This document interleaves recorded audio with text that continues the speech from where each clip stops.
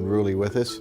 Gluten-free, and you say gluten-free and changing your diet has really changed your life. Absolutely. Yeah, you know, I've been a pastry chef and cake artist for 20 years, and I had a bakery, and 4 years ago I became completely debilitated with rheumatoid arthritis. Yeah. Oh. Changed my diet, changed my life, and so this is sort of my new direction, my new passion is, you know, wellness foods. Right. For me, gluten is one of my triggers that I have to stay away from Really? if I want to feel good. And you only find out when you eliminate it, right? Yes, Yeah. and then add it back. Yeah, exactly. So yeah, there's a little testing that goes on there. So, you know, for me, this book was a real passion project, and it was a big challenge for me as a professional. I was not going to eat cardboard tasting cake for the rest of my life. Yeah, Well, exactly. you hear gluten-free dessert and you kind of think, I don't know how that's going to taste. Yeah, there are some challenges. There are textural issues and there are flavor issues. When you take wheat out of a baked good, you lose a lot of flavor. So you have this flavor void, and you have to replace that. Well, let's see, how do you do it? With a good, Well, beautiful looking chocolate Yeah, we're going to cake. shortcake this obviously for our segment, but you have your dry ingredients, your flour blend, and we'll talk about that in a minute because it's super, super important. I use organic cane sugar, cocoa powder, my leaveners, xanthan gum, which is so important because it gives elasticity that you lose when you take gluten out. Okay. And then I have my wet ingredients here,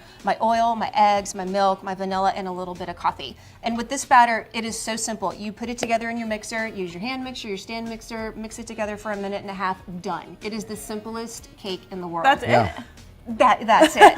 Wow. It is that easy. And this is an oil-based batter, so it's extra moist. I mean, you'll see when you taste the cake in a few minutes, it is so super moist. You would never know that is gluten-free. And then there's a classic buttercream, which is, you know, nothing better than that for your cake.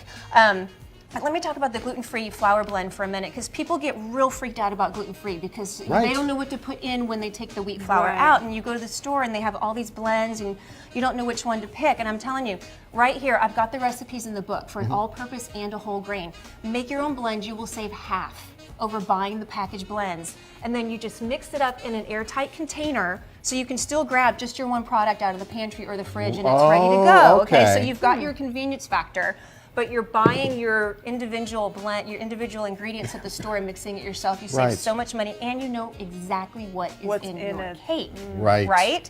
So one thing that I want to point out the book, I think it's really important for people to know, because a lot of people who avoid gluten-free have to avoid other things like dairy and eggs.